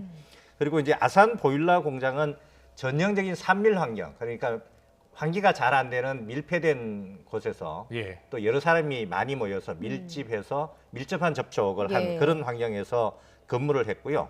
그 건물이 이제 대형 컨테이너 형태처럼 돼 있어서 자연 환기가 거의 불가능했다 그러고 600명 넘는 직원이 이제 같이 식사를 하고 또 뭐 탈의실이나 목욕탕, 휴게실 이런 걸 같이 사용하다 보니까 이게 전파가 일어난 것으로 지금 추정이 되고 있고 또 하나는 그 이제 사무실 온풍기가 있는데 그 일종의 난방기 역할을 하는 온풍기가 있는데 거기에서도 바이러스가 검출돼서 바이러스가 이제 온풍기를 타고 더 많이 확산됐던 게 아니냐. 근데 여기는 이제 설 이전에 이미 집단적으로 감염이 이렇게 퍼졌던 상황에서 설 연휴를 맞아서 근로자들이 각 지역에 있는 고향을 방문해서 또 거기서도 확진이 나오다 보니까 그 고향에 계신 가족들한테도 추가로 전파됐을 가능성이 지금 많이 있습니다. 실제로 설 연휴에 가족 간의 모임을 통해서 또 전파된 사례도 나오고 있지 않습니까? 지금 이제 설 연휴 지나고 한 사흘 정도 지났는데요. 벌써 이제 설 연휴 가족 모임을 통한 감염들이 곳곳에서 나오고 있습니다. 이제 부산 같은 경우에 설 연휴 기간 동안에 부모님 집에서 가족 8명이 모였는데 그중에 6명이 감염이 됐고요. 그리고 감염된 확진자가 근무하는 그 보험회사 직원들한테도 추가 전파가 돼서 N차 전파가 계속 일어나고 있는 상황이고 그 밖에 이제 충북 보원에서도 그리고 경북 봉화에서도 가족들이 모임을 했는데 4명씩 감염이 됐고 또 전남 순천에서 이제 간호사가 부모님 댁을 방문했다가 3명이 감염되고 세종에서도 5명이 감염되고 이런 사례들이 쭉 나오고 있습니다. 근데 이제 그 코로나19 감염은 잠복기가 있어서 보통은 한 5일에서 7일 정도 지난 뒤에 주로 확진이 되기 때문에 그 이 주 중반 이후에 설 연휴 기간 동안 이렇게 확산된 감염이 좀 더 본격적으로 나타날 것 같습니다. 그렇다면요, 정부가 다음 달부터 적용할 계획이 사회적 거리두기 체계를 이제 개편하기로 한 거잖아요. 이거 좀 연기해야 될 것 같은데요. 지금 이제 그 원래 계획은 그 다음 주까지 개편안 초안을 마련해서 의견 수렴을 해서 3월 초부터 적용할 그럴 방침이었는데 지금 이제 재확산 조짐을 보이고 있기 때문에 좀 적용하는 시점을 다시 종합적으로 다시 검토하겠다 이런 지금 상황입니다. 이게 아무래도 거리두기 체계를 전반적으로 개편하려면 유행 상황이 좀 안정돼서 그 개편을 해서 이 그 새로 적용을 시켜야 되는데 지금 이게 그 유행이 다시 늘어나는 재확산 국면이 된다 그러면 재확산되는 상황에서 개편까지 하면 굉장히 혼란이 생길 수 있고 새로운 체계가 또 적응하기도 굉장히 적용되기가 또 굉장히 어렵습니다. 그렇다 보니까 지금 고민에 빠져 있고요. 지금 여기서 중요한 거는 이제 오늘은 600명대가 나왔는데 이게 지금 일시적인 거냐 아니면 지속적으로 계속 되는 거냐 이게 지금 판단이 굉장히 중요한데 거기에 따라서 대응도 굉장히 달라질 것 같고요.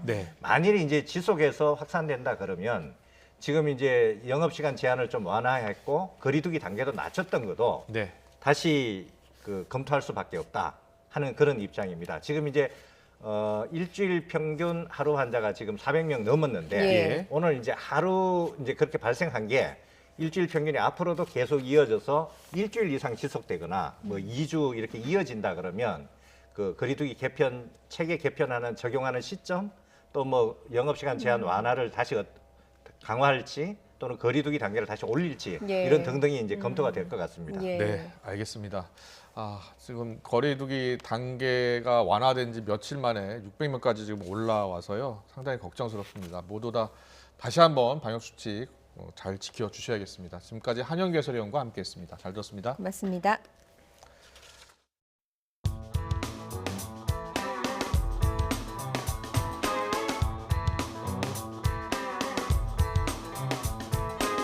네, 전북 정읍 시외버스 터미널에 나와 있습니다. 이거 얼마나 서 있었던 거예요?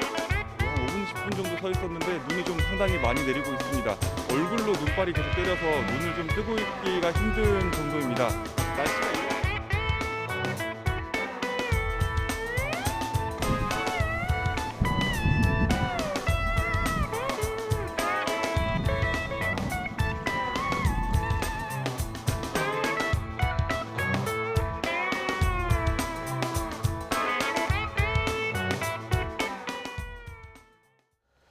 대설특보가 발효된 호남과 제주에 많은 눈이 내리면서 시민들이 큰 불편을 겪었습니다. 항공기와 선박 운항에 차질이 빚었고 눈길 사고도 잇따랐습니다. 이성우 기자입니다.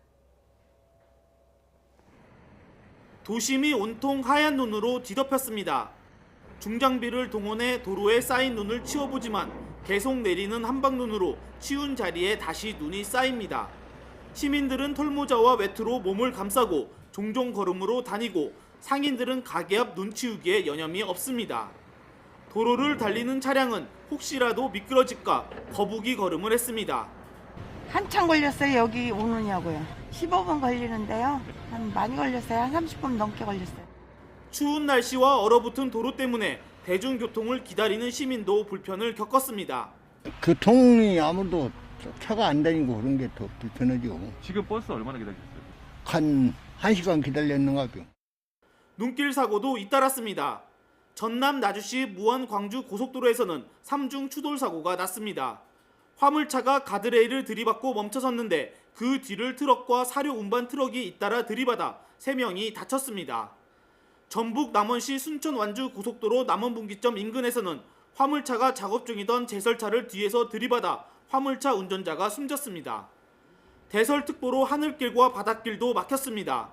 제주공항에서는 눈과 강풍으로 항공기 수십 편 운항이 차질을 빚었고 제주 해상에서 조업 중이던 선박들이 항폭우로 대피했습니다. YTN 이성우입니다. 법무부가 실형 확정 판결을 받은 이재용 삼성전자 부회장에게 취업 제한을 통보했습니다. 거액을 횡령해 유죄 판결을 받은 사람은 일정 기간 관련 업체에 취업할 수 없도록 한 법에 따른 겁니다. 당장 이 부회장이 삼성전자 부회장직에서 물러나야 한다는 주장과 복역 중엔 취업 제한 대상이 아니라는 반박이 엇갈리고 있습니다. 한동호 기자입니다. 이재용 삼성전자 부회장은 박근혜 전 대통령과 비선 실세 최서원 씨에게 86억 원의 뇌물을 주고 회사 돈을 횡령한 혐의로 지난달 파기환송심에서 징역 2년 6개월의 실형을 선고받았습니다. 이후 재상고를 포기하면서 파기환송심에서 선고한 형이 확정됐고 법무부는 관련 법에 따라 이 부회장에게 취업 제한을 통보했습니다. 특정경제범죄법을 보면 5억 원 이상 횡령으로 유죄 판결을 받은 사람은 징역형 집행이 종료된 날부터 5년 동안 범죄 행위와 밀접한 관련이 있는 기업체에 취업할 수 없습니다. 이 부회장의 경우 내년 7월 만기 출소한 날로부터 5년, 그러니까 오는 2027년 7월까지 삼성전자에 취업할 수 없는 겁니다. 취업 제한 규정을 어기면 법무부 장관은 해당 기업체장에게 해임을 요구할 수 있어 당장 이 부회장의 옥중 경영이 어려워질 수 있다는 전망도 나옵니다. 다만 이 부회장의 경우 등기이사도 아니고 무보수로 일하고 있는 만큼 취업으로 볼 수 없다는 주장도 있습니다. 또 해당 법조항은 신규 취업 금지를 안내하는 내용이기 때문에 기존에 재직하는 사람에겐 적용되지 않는다는 반박도 나옵니다. 하지만 시민단체들은 입법 취지에 비춰 형이 확정된 지금부터 취업 제한이 이루어져야 한다고 주장했습니다. 형이 끝난 뒤 취업 제한을 하는 것으로 조항을 해석하면 무기징역의 경우 취업 제한이 아무 의미 없다는 겁니다. 시작 시점은 모든 형의 종류와 상관없이 형이 확정되는 시점부터라고 보는 게 소문의 체계상 타당하다고 보거든요. 중대한 횡령 배임 범죄를 저지른 경영진이라면 일정 기간 동안은 회사에 아무런 영향력을 행사하지 말라, 그런 취지에서 정한. 취업 제한을 통보받았어도 법무부 장관에게 취업 승인을 신청해 심의를 통과하면 취업 제한이 풀릴 수도 있습니다. 실제로 김정수 삼양식품 사장은 횡령 혐의로 취업 제한 규정을 받게 되자 지난해 10월 법무부의 취업 승인을 받고 회사에 복귀했습니다. 이 부회장 취업 제한 통보에 대해 삼성은 공식 입장을 내지 않고 있습니다. 삼성준법감시위원회도 최근 정기회의를 연 뒤 이 부회장 확정 판결을 계기로 재발 방지책을 마련하기로 했다는 입장만 내놨을 뿐 취업 제한과 관련한 논의는 하지 않은 것으로 전해졌습니다.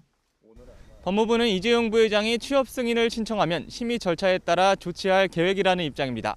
다만 이 부회장이 취업 승인을 신청하더라도 수감 생활 이후가 될 것으로 보여 옥중 경영을 둘러싼 논란은 계속 이어질 것으로 보입니다. YTN 한동우입니다. 이른바 부모 찬스를 이용해서 수백억 대의 자산을 물려받고도 소득을 빼돌려 호화 생활을 즐겨온 20, 30대들이 세무당국에 적발됐습니다. 평균 자산이 180억 원이었습니다. 김태민 기자입니다. 수억 원에 달하는 고가 외제 스포츠카와 5만 원권 현금 따발, 모두 부모에게 물려받은 돈으로 호화 생활을 누리던 20, 30대들의 자산입니다.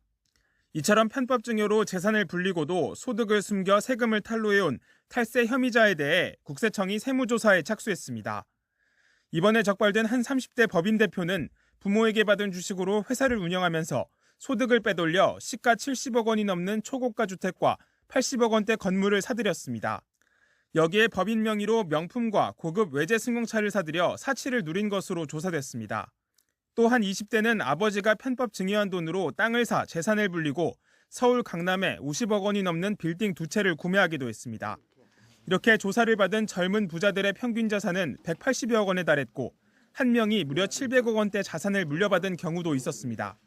영앤리치 16명의 평균 재산가액은 186억 원, 조사 대상자의 자산별 평균 금액은 레지던스 42억 원, 꼬마빌딩 137억 원, 회원권 14억 원입니다. 이 밖에도 제품 가격을 인상해 폭리를 얻은 뒤 소득을 빼돌린 의료기기 업체와 법정 금리를 훌쩍 넘긴 고리로 돈을 빌려주고 수입도 신고하지 않은 불법 대부업자 등 코로나 사태를 노린 탈세 혐의자들 역시 함께 조사를 받게 됐습니다. 국세청은 사회 공정성을 해치고 위기를 악용한 민생침해 탈세자 61명에 대해 탈루 세금 추징과 고발 등으로 강력 대처할 방침입니다. YTN 김태민입니다. 포스코 최정우 회장이 최근 발생한 포항제철소 원료 부두 사고 등 잇단 산재 사망에 대해서 국민에 사과했습니다. 최정우 회장은 지난해 11월 대형 사망 사고에 이어 석 달 만에 다시 안전사고에 고개를 숙였습니다. 이광혁 기자입니다. 최정우 포스코 회장이 포항제철소 원료 부두 사고 현장을 방문해 재발 방지를 약속했습니다. 지난 8일 이곳에서는 크레인을 정비하던 협력업체 직원이 설비에 몸이 끼어 숨지는 안타까운 사고가 발생했습니다. 최 회장은 최근 제정된 중대재해처벌법이 생명의 중요성을 말하는 것이라면서 최근 사건들을 통해 개선해야 할 부분이 많음을 절감한다고 말했습니다. 포스코는 2018년 포항제철소에서 질식사고로 4명이 숨졌고 지난해 11월에는 광양제철소 산소배관 폭발 사고로 3명이 목숨을 잃었습니다. 최 회장은 광양제철소 사고의 사과를 표명하고 올해 신년사에서도 안전을 거듭 강조했지만 대형 사고가 되풀이됐습니다. 안전을 최우선 핵심 가치로 철저히 실행하여 죄 없는 행복한 삶의 터전을 만들어야 하겠습니다. 이낙연 더불어민주당 대표는 최근 포스코의 끊이지 않는 산재에 대해 최고 경영자가 책임져야 한다고 비판했습니다. 포스코 건설과 포항 광양제철소 3곳에서 5년 동안 42명이 산재로 사망한 점을 지적했습니다.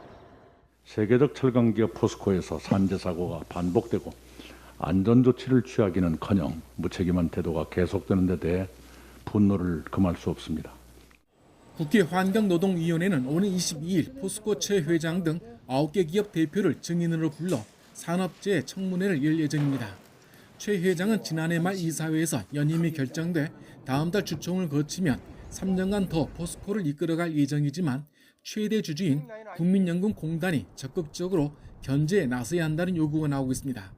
YTN 이광효입니다.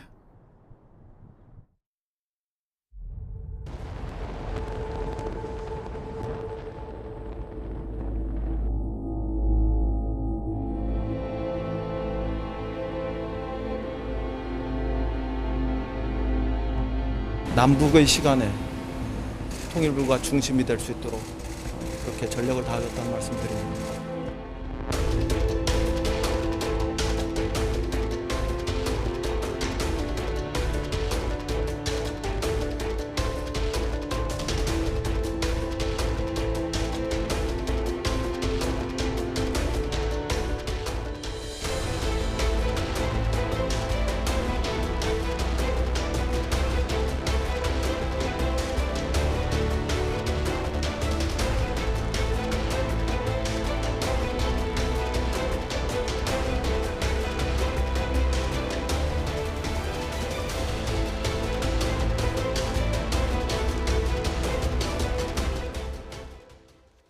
네, 2021년도 한 달 반이 훌쩍 흘러가고 있는데요. 미국 바이든 행정부가 들어선 지도 한 달이 넘었고 북한의 8차 당대회 또 최고인민회의 전원회의도 다 마무리가 됐습니다. 하지만 여전히 한반도 정세는 제자리 걸음이라고 해도 과언이 아닌데요. 올해 남북 관계는 극적인 반전의 계기를 찾을 수 있을까요? 통일부 이인영 장관과 직접 얘기 나눠보겠습니다. 어서 오세요. 네, 안녕하세요. 안녕하십니까.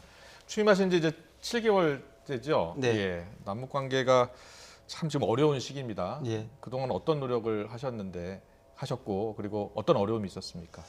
글쎄요, 뭐 제가 취임하던 시기가 우리 국민들께서 굉장히 안타까운 심정으로 바라보셨던 개성 공동연락소의 폭파 사건이 있었던 직후였기 때문에 굉장히 어려운 조건 속에서 장관 일을 맡게 되었습니다.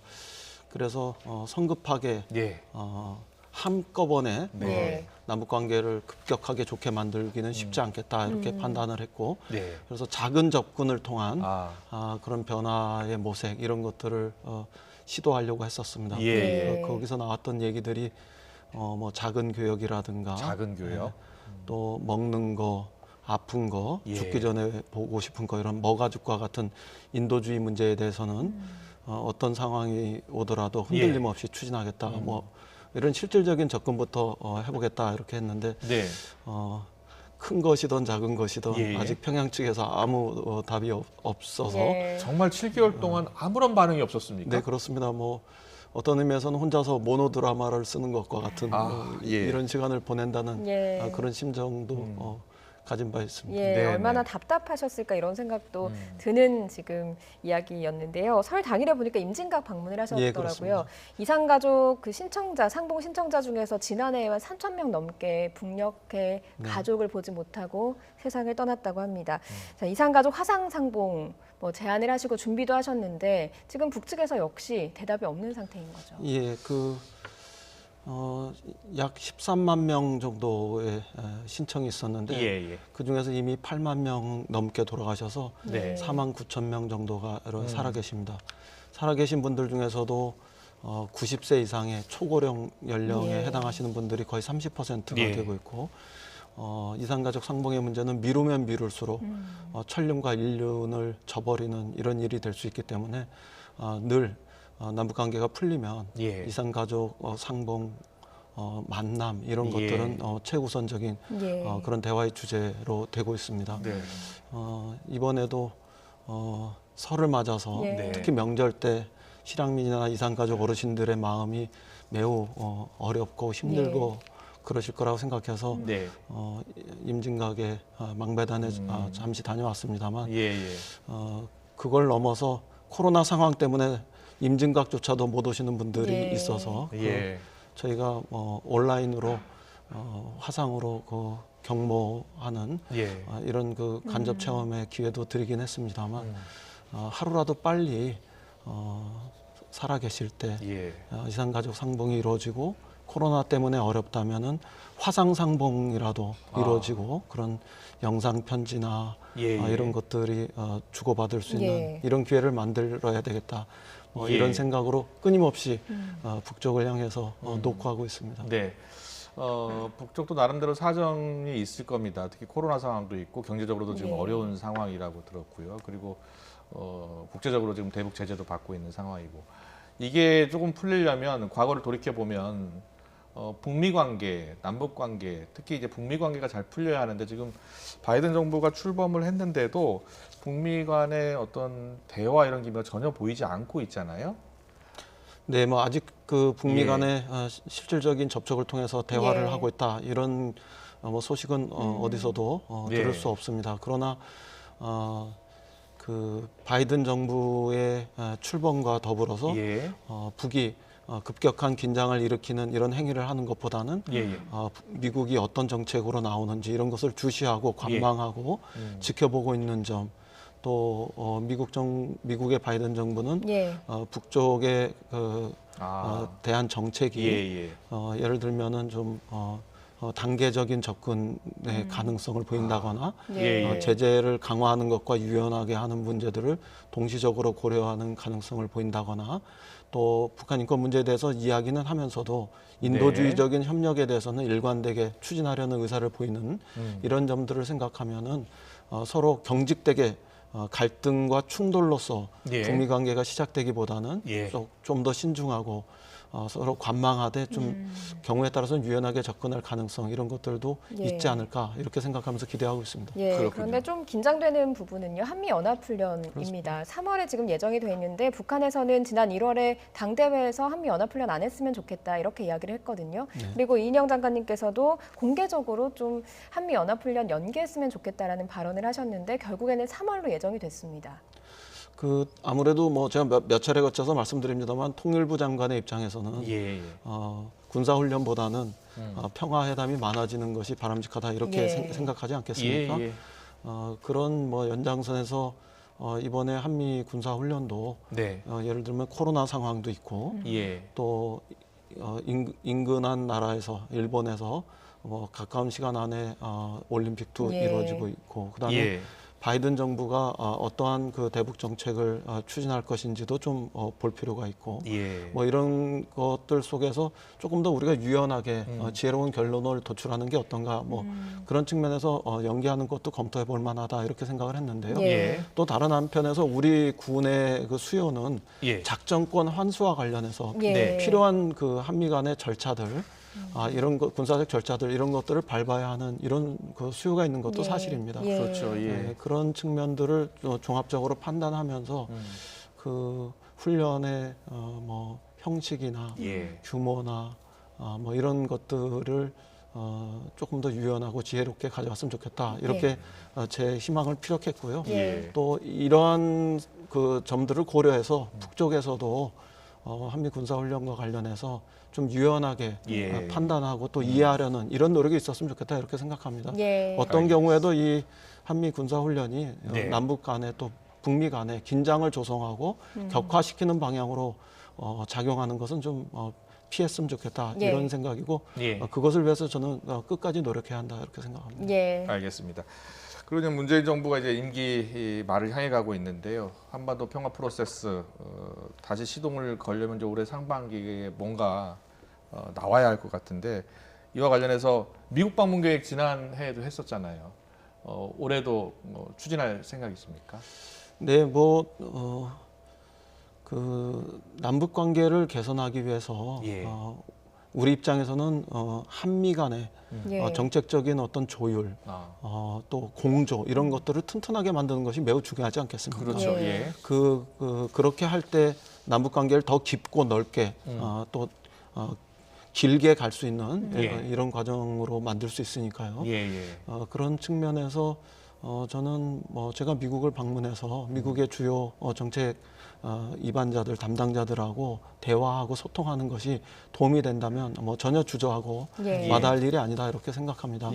다만 지금 코로나 상황이 아직도 우리보다는 미국이 더 심각한 상황이고 또 미국의 주요 정책 담당자들이나 의회 지도자들, 싱크탱크의 그 관계자들, 또 NGO 활동가들 이런 분들이 코로나로 인해서 조금 활동이 자유롭지 않으니까 그런 상황들을 보아가면서 다녀와야 되지 않을까 이렇게 생각합니다. 알겠습니다. 북한이 또 이례적으로 경제가 상당히 어렵다 이렇게 이야기를 했습니다. 지난해 수해도 있었고 코로나19도 있었고 대북 제재도 길었거든요. 어떻게 그렇게 이례적으로 표현한 거 어떻게 보셨습니까?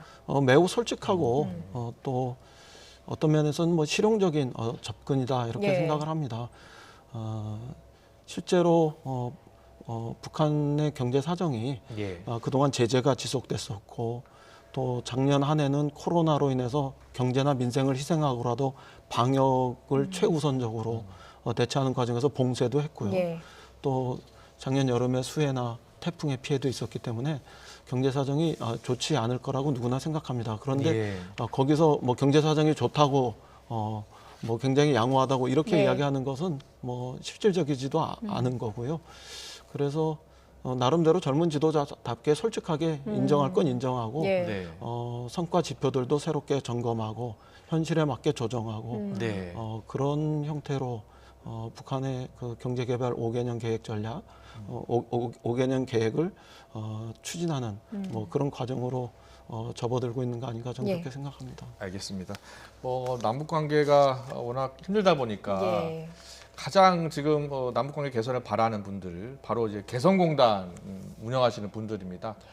참 어려운 지금 시간을 보내고 있는데요. 그분들의 목소리 좀 듣고 이야기도 나누겠습니다.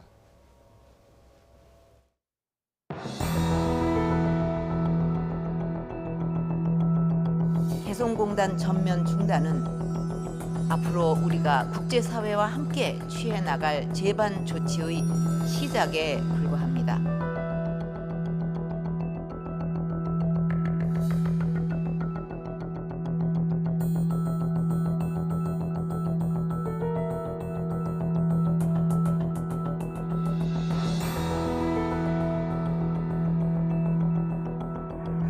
개성공단 재개의 희망을 포기하기 전 정부의 확고한 재개 의지를 여쭙고 싶습니다. 이제는 희망을 접고 공단이 정당한 보상을 주장해야 하는지 아니면 정부를 믿고 얼마나 더 길어질지 모르는 인고의 세월을 견디고 버텨야 하는지. 네, 개성공단 폐쇄한 지 지금 만 5년이 지났습니다. 이 개성공단 빨리 풀어야 될 것 같은데 어떤 생각 갖고 계십니까? 실제로 제가 국회에 있을 때 개성공단 폐쇄 조치 접하면서 저의 마지막 숨구멍이 막힌 것 같은 그런 고통스러운 그 시간이었습니다. 그러니 당사자들은 얼마나 더 고통스럽고 더 치명적인 고통을 가지고 지난 5년의 세월을 살아오셨겠습니까? 그런 안타까운 심정이 고스란히 배어나온 목소리라고 생각합니다. 정부로서는 어떤 경우에도 개성공단 그 입주했던 기업들 그 손을 놓지 않을 것이고 개성공단 재개와 관련한 모든 노력을 다하고자 합니다. 실제로 남북 정상 간에 개성공단을 재개하는 것은 합의 사항이고요. 조건이 되는 대로 개성공단을 열어서 우리 개성공단 입주 기업인들의 그 마음 이런 것들도 좀 치유하고 무엇보다 우리 결의가 서로 평화와 통일로 가는 그런 숨구멍을 다시 연결하는 이런 일이 일어나길 이렇게 기대하면서 노력하려고 합니다. 알겠습니다. 실제로 개성공단은 날마다 작은 통일이 일어나는 기적의 공간 아니었겠습니까? 참 좋은 말씀이십니다. 개성공단 입주 기업들의 숨통도 그리고 장관님의 숨통도 하루빨리 트였으면 좋겠습니다. 그리고 북한에서 좀 하루빨리 필요한 게 백신이 아닐까 싶은 생각도 드는데 백신 지원도 계획을 하고 계십니까? 정부 차원에서 아주 구체적인 계획을 세우거나 또 그걸 위한 뭐 논의를 하고 있지는 않습니다. 다만 일정한 조건이 된다면 백신을 협력하는 것도 바람직하지 않겠는가 이런 뭐 서로의 이심전심의 공감대는 있다고 볼 수 있겠습니다. 우선 우리 국민의 백신 접종이 어느 정도 이루어지고 그런 과정에서 국민들의 공감대가 형성된다면 우리 정부가 백신 접종과 관련해서 협력하는 이런 길로 나갈 수 있을 것이고 무엇보다 북이 국제사회에서의 어떤 백신 공급량이 어느 정도 확보되고 그것이 효과 이런 것들도 입증되고 안전하다는 것들이 검증된다면 북이 어느 시점에선가 국제사회로 백신 그 접종 협력과 관련해서 나올 때 그런 시점에 우리가 할 수 있지 않을까 이렇게 생각해 봅니다. 네, 알겠습니다. 남북 관계가 참 좀 힘든 시기인데요. 또 우리 이인영 장관은 또 중량감 있는 또 정치인의 이력으로서 또 뭔가 역할을 충분히 해내실 것이라 믿습니다. 큰 돌파구를 마련해 주시기 바랍니다. 네, 올해 뭐 전력을 다해서 상반기 중으로 한번 반전의 기회를 만들어 보겠습니다. 하반기에 한반도 평화 프로세스가 본격적으로 재개되어 오를 수 있도록 우리 국민들께서도 응원해 주시고 또 함께 격려해 주셨으면 좋겠습니다. 네, 알겠습니다. 지금까지 이인영 통일부 장관과 이야기 나눠봤습니다. 오늘 말씀 잘 들었습니다. 고맙습니다. 감사합니다.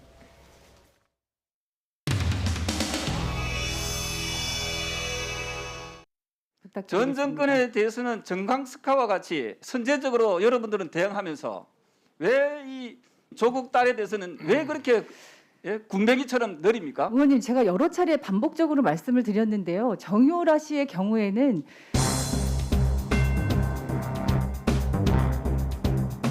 제1차 교육위원회를 회의하겠습니다. 장관님, 정경심 판결문의 주요 내용 알고 계시죠? 네, 알고 있습니다. 동양대 총장 표창장 수상 경력이 없었다면 부산대 의전원에 합격하지 못할 가능성이 높다라고 판결문에 명확하게 나와 있습니다. 그런데도 교육부의 조민 봐주기는 심각한 수준입니다. 입시 부정 비리로 해가지고 이게 유죄가 판결이 났단 말입니다. 최서연입니까? 최서윤이죠. 최서원, 최순실이라고 일명 이렇게 많이 일컬어지신 분 딸 정유라 씨 같은 경우는 이하여대 체육특기 수행을 해가지고 법원 판결되기 전에도 이 입학이 취소됐다 이 말입니다. 이 자녀에 대해서 왜 조치를 취하지 않느냐 이 말입니다. 조치를 취하지 않는 게 아니고요, 의원님. 그 조치를 어떻게 취해야 되는지를 검토하고 있다는 말씀드립니다. 언제까지 검토하실 겁니까? 정권 끝날 때까지 검토하실 겁니까? 그렇지 않습니다. 언제쯤 이게 검토 끝납니까?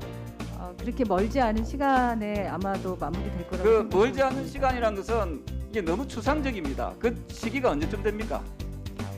구체적으로 이렇게 기일을 정해서 말씀드리지 못하는 것은 조금 양해를 부탁드립니다. 전 정권에 대해서는 정강스카와 같이 선제적으로 여러분들은 대응하면서 왜 이 조민 조국 딸에 대해서는 왜 그렇게 군뱅이처럼 느립니까? 의원님, 제가 여러 차례 반복적으로 말씀을 드렸는데요. 정유라 씨의 경우에는 교육부 감사와 이대의 조치들이 먼저 들어가 있습니다. 교육부 감사가 먼저 하고 그 다음에 이제 재판이 진행이 됐던 것이고요. 조민 학생의 경우에는 저희의 조사나 감사 있기 전에 검찰의 수사가 먼저 들어간 것입니다. 명백히 부정하다가 굉장히 특이한 사례입니다. 다른 사례하고는 다릅니다. 그래서 의원님. 저 부총리 물어보겠습니다. 그러면은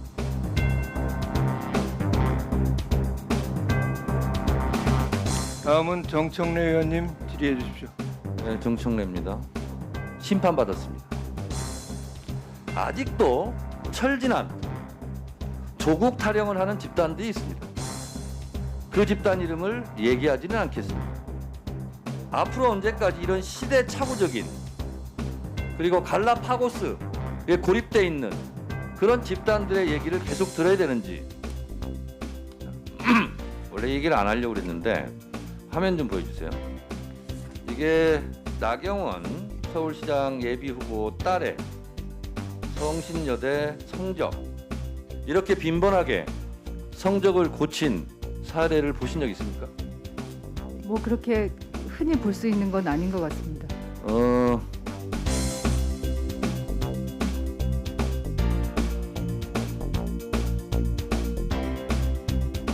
뒤 늦었지만 이 졸업장 취소해야 되는 거 아니에요?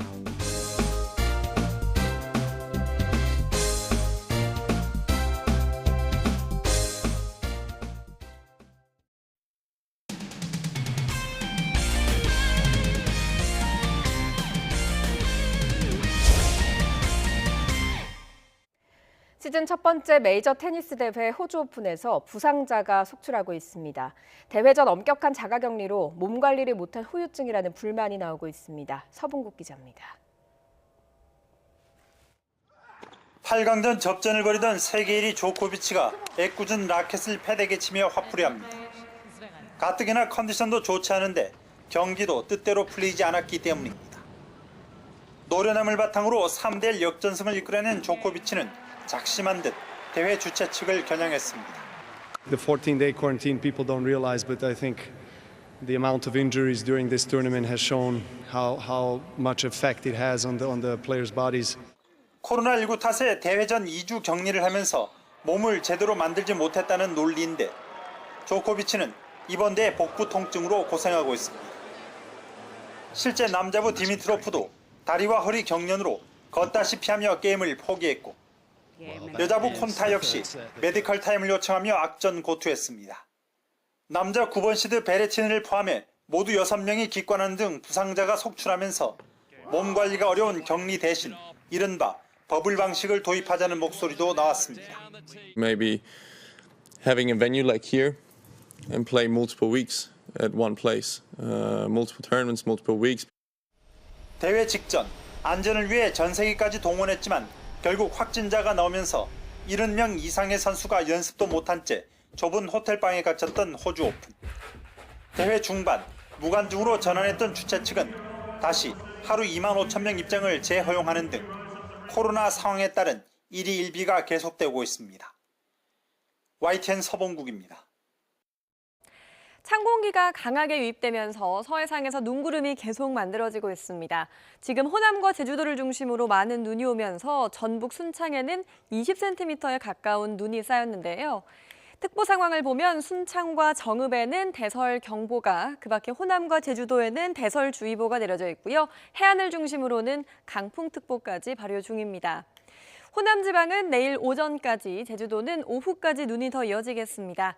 제주 산간과 울릉도 독도에는 최고 15cm, 호남 서부 지역에는 최고 8cm의 눈이 더 쌓이겠습니다. 내일 아침도 어김없이 춥습니다. 서울 아침 기온 영하 10도로 오늘 아침과 비슷하겠고요. 추위는 모레 아침까지 이어진 뒤 낮부터 영상 10도 안팎까지 기온이 크게 오르면서 점차 누그러지겠습니다. 지역별 기온 보겠습니다. 서울 영하 10도, 춘천 영하 13도, 대구와 울산 영하 7도까지 떨어지겠고요. 한낮 기온도 서울 1도, 대전 2도로 대부분 체감온도는 영하권에 머물겠습니다. 주말부터는 맑은 날씨 속에 기온이 크게 오르면서 4월의 초봄 날씨가 이어지겠습니다. 날씨 정보였습니다. 뉴스큐를 여기서 마치겠습니다. 이어서 저녁 종합 뉴스, 이브닝 뉴스가 방송됩니다. 시청해주신 여러분 고맙습니다.